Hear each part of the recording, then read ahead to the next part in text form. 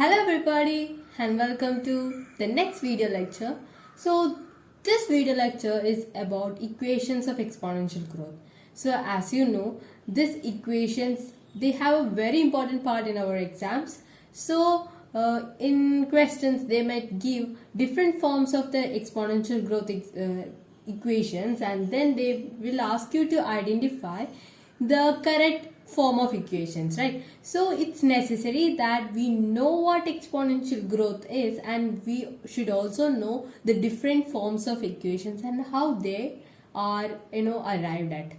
So here first let's go into what the term exponential growth is, right?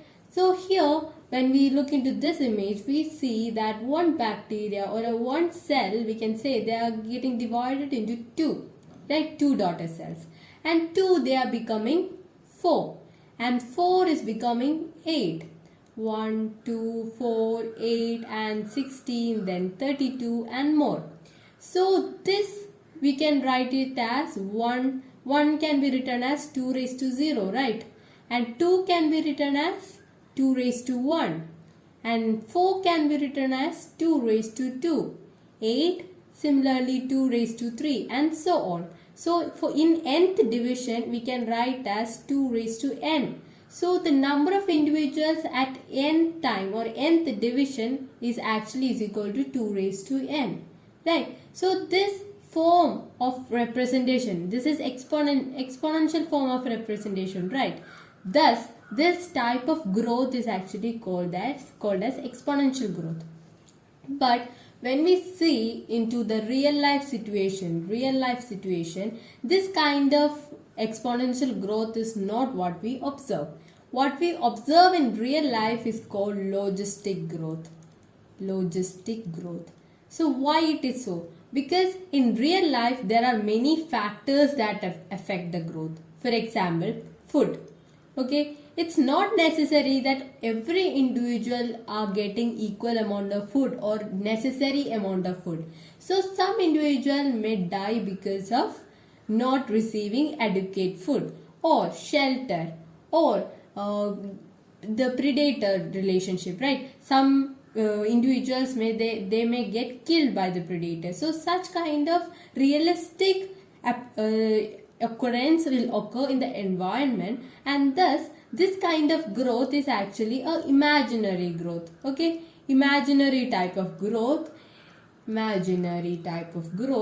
and where we can observe this is actually in maybe bacterial growth culture, when the amount of nutrients and all the required condition, pH, temperature, everything are in optimum, then we can see this kind of growth.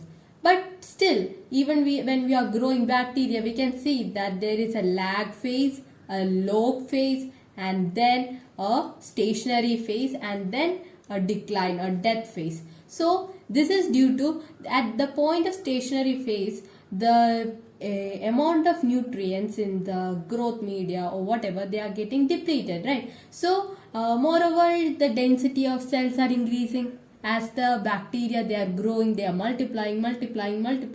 So the density also increase. They are in short of space, they are in short of adequate temperature or pH. The pH changes occur, the nutrition get depleted, the metabolic waste get accumulated, and all these things are gonna retard their growth. So then they reach a stage of stationary stage. So this occurs in the real life.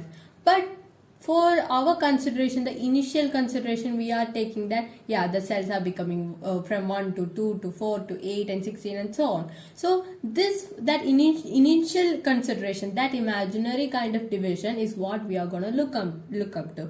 And the more logistic one, or the natural kind of division that is occurring in the environment, is called logistic growth. So here in this video we will try to derive different forms of exponential growth equations, and in hand presently we are having 7 different equations, right? So let's move into every equation. So equation number 1,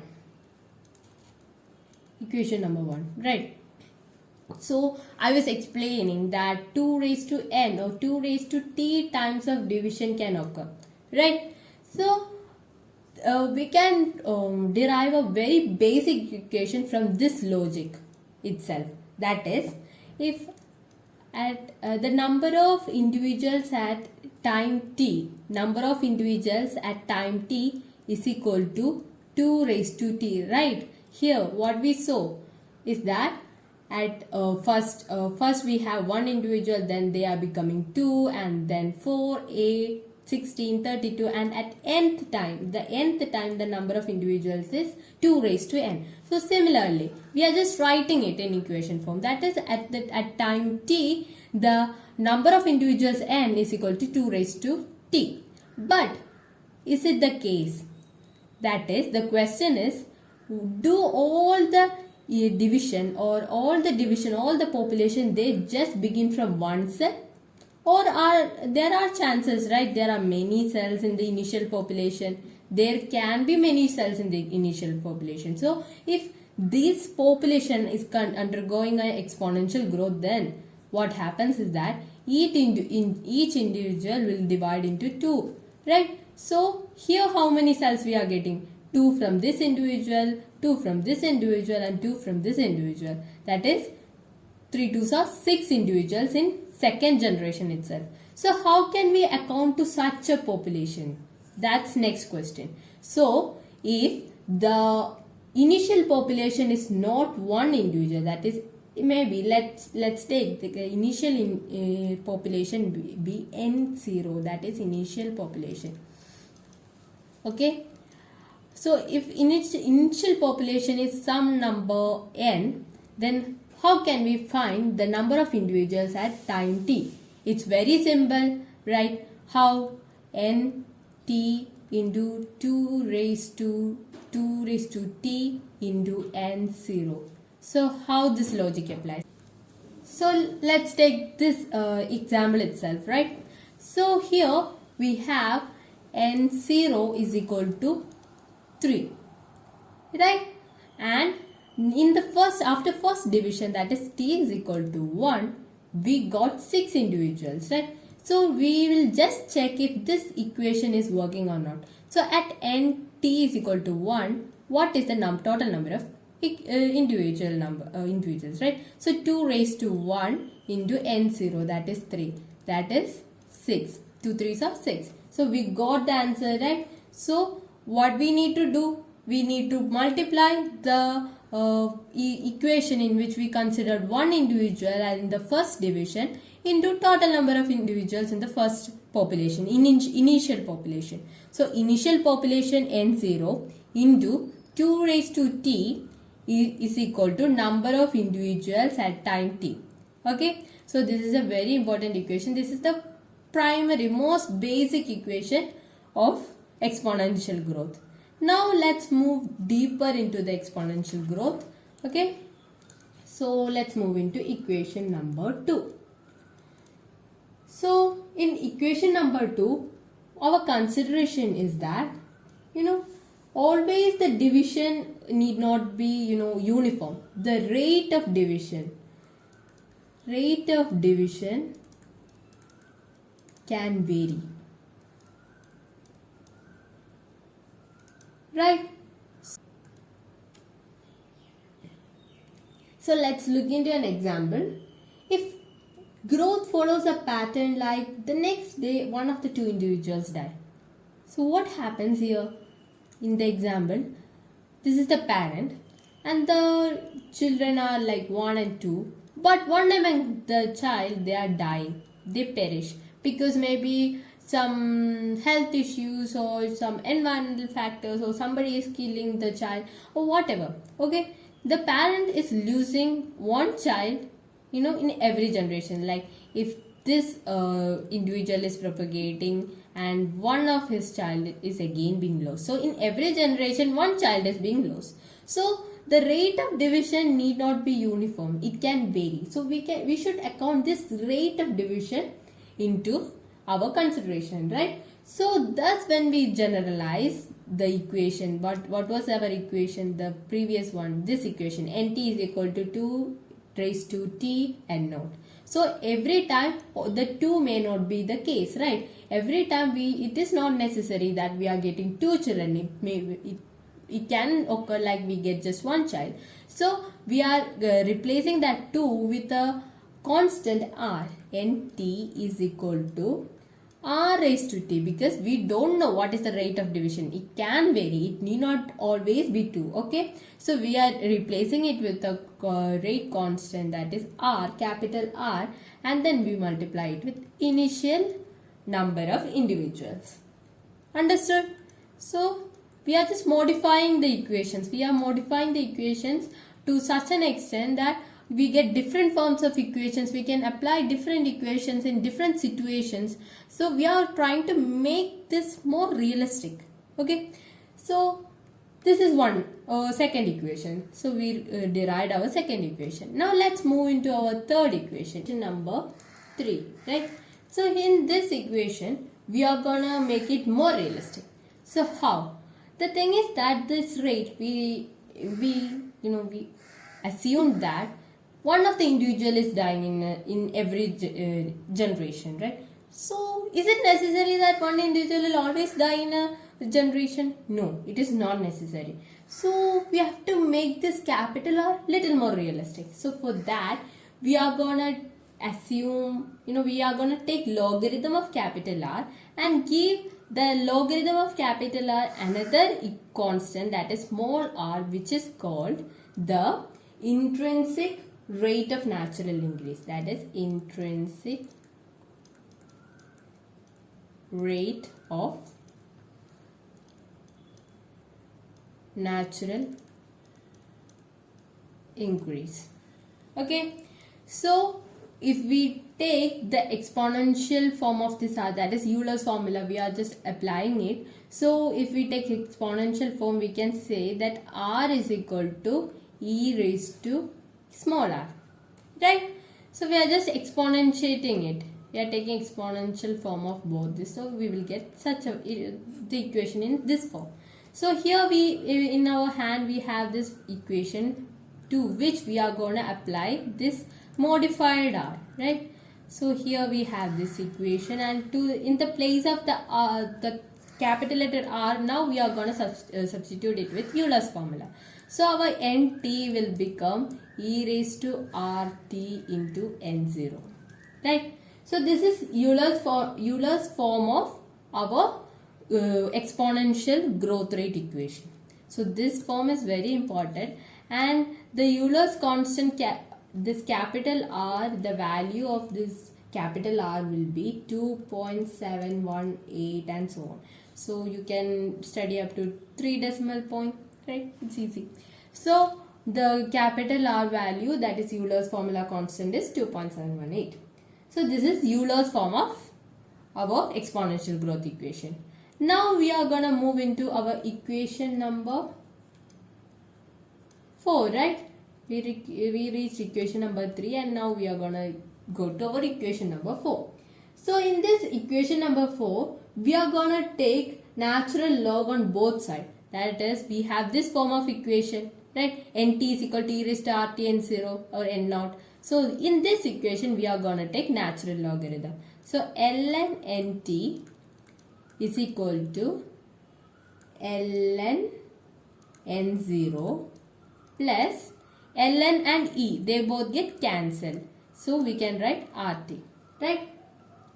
So here we can, this is another form of our equation. We are just taking the natural logarithm, and this is another form of our equation. We can call it as equation number 4.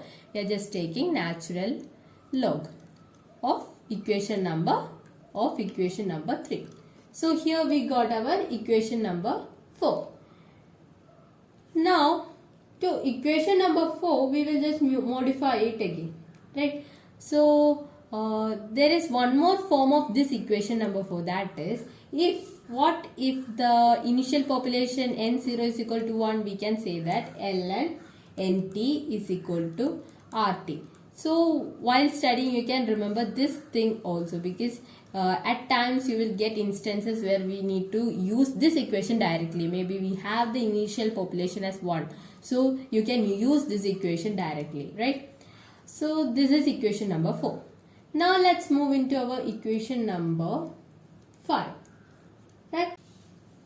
We are differentiating this equation, right? d by dt of ln nt is equal to, r is a constant, we can just put it outside, and d by dt by dt. So this is, they are getting nullified, they are 1, and here we have d by dt of ln nt is equal to r, right? So this is our equation number 5. Now here we are not doing anything much, we are just differentiating it. Differentiation, okay, that's the only thing that we are doing. So now let's consider next equation, that is equation number 6, right? So here we take that, we assume that is the rate of change of log of a number is equal to the per capita change of that number. So what we mean here, let's understand. So we are taking log of this number, right? So we can just write the rate of change of log, that is d by dt of log. This is log, this is d by dt. So we are taking d by dt of a log of a number nt. So this thing actually means the per capita change of this number, that is per capita change of nt. So this per capita change of nt can be written as 1 by n, right? 1 by n is the total. So per capita change, to the total, we have to divide it by the total. We have to divide what by the total? The number by the total. So the change of that number. Change of that number is change of number. Change of d by dt of number. Number is nt. So 1 by n into d by dt of nt. This is the meaning. Hope you understood. So here I will just repeat it. That is, rate of change of log of a number is equal to per capita change of that number. That is, in from total how much the number is changing. The change of a number is represented by d by dt of that number. So d by dt of that number divided by total is the per capita change of that number, right? So this is equal to r. So we just wrote this equation number 5 in a more logical way. That is 1 by n d by dt of nt, or this is also n only, okay, right? So this is our equation number 6. Now let's move into our equation number 7. So here we are not doing much, we are just rearranging it. That is dn by dt is equal to capital N into r into capital R. So we just shifted this 1 by n to this side, right? So this is our equation number 7. That is, we are having 7 different forms of the same equation, that is our exponential growth. So we looked into the basic equation, nt is equal to 2 raised to t n naught. Then we looked into we changed this n2 raised to t into more realistic form, that is rate. Now we change this r into small r, that is intrinsic rate. Then we modify the equation by taking logarithm. Then we differentiated it. Then we understood that the differentiation of log, that is the per capita change, we understood that, and we made it into a differential equation. Then we just rearranged it. So we obtained all the 7 forms of our equations of exponential growth, right? So hope you understood what I meant and all the necessary things. So this is very important part in our examinations. We get questions in many different forms. At times we get questions like statement forms, or we get directly the different forms of this equation, and we will be asked to identify which form is the most appropriate one. Or nowadays the trend of the question is like, we will have a question and then we will have options. We will have 1 2 3 4 options, and from these options we will have another set of options A B C D, and from that we will have to check, take it. So what I meant is that in option number 1 maybe equation 1 is given, and option number 2 equation 5 is given, and option number 3 maybe some other wrong equations are given, and in the actual options which we have to check, we will be given 1 and 2, then 2 and 3, and 3 and 4, such combinations will be given. So we have to know each and every equation, then only we can take one equation from this and make it into a combination and put the correct answer, right? So the question will be, find the equations for exponential growth. So even after the question being so simple, we may miss to get the full marks. So kindly take care of all those things and study all the forms of equations very thoroughly. Hope you will find this lecture useful. Okay, thank you, and let's see in our next video lecture. Bye bye.